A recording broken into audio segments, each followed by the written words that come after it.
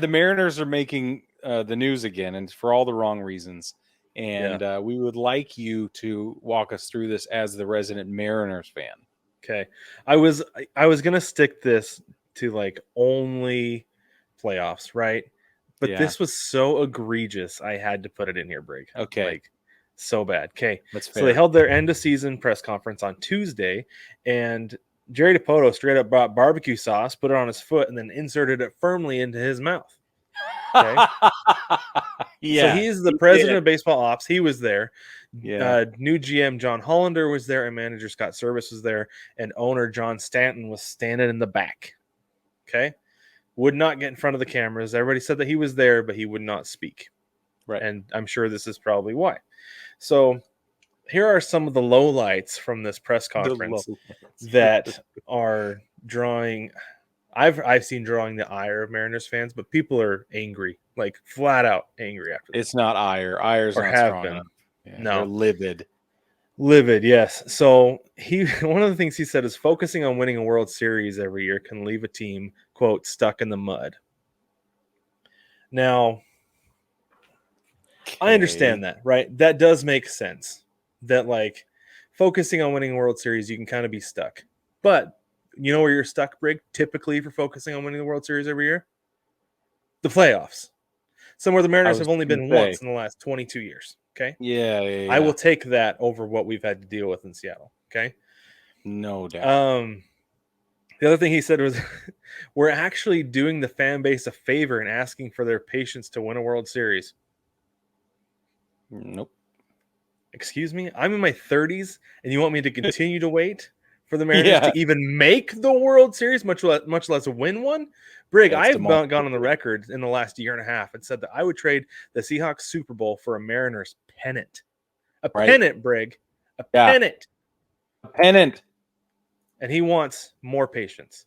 Yeah. And then he said that he's playing a long game and trying to win 54% of games during a 10-year span to eventually get a World Series. Okay.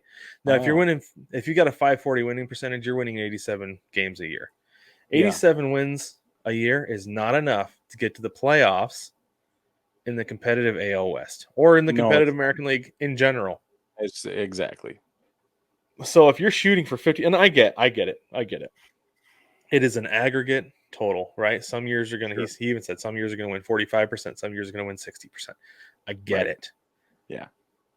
But maybe don't share that little bit of information with people and instead say, we're going to do the best we can to have a sustainable winning team to get this team to the World Series. Don't say, you need to have more patience. No, I don't. No, that's bad. You came into the 2023 season saying the goal is to win it all. Don't tell me to have more patience. And then today, on Thursday, he went on the radio and he clarified and he said that he was embarrassed by misspeaking. And I think that's what it was that he just he's trying to say one thing, but it came out terribly, right? We've all been there. We can't act like we haven't. I feel like I'm probably the reigning champion until yesterday. So what he said was he's shooting for, and like I said, shooting for 54% over 10 years. What that means is sustainable and incremental improvement every single year to average 54%, a 540 winning percentage over 10 years, because that is what the Astros and the Braves have done to get to where they are and win a World Series. And the Astros case, 2 in 5 years. So that part I get, but man, the way that it came out sounded so bad. I was like, get out of here with that, man. I'm done.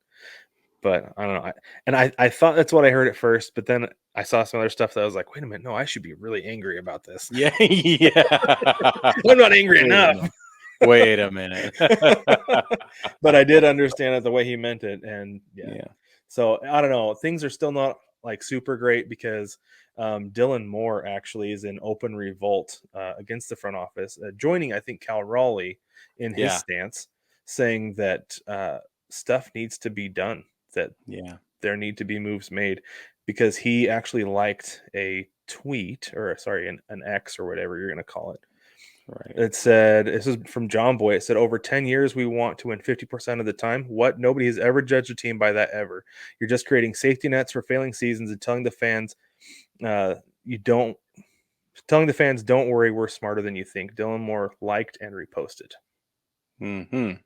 So the players are not happy either. No. And just for the record, it's not isolated to Seattle. Aaron Judge has said very similar things in the last few weeks. So, yeah, there's a lot of frustration with teams that I think have come really close, who should have made it, right? Right. Yeah.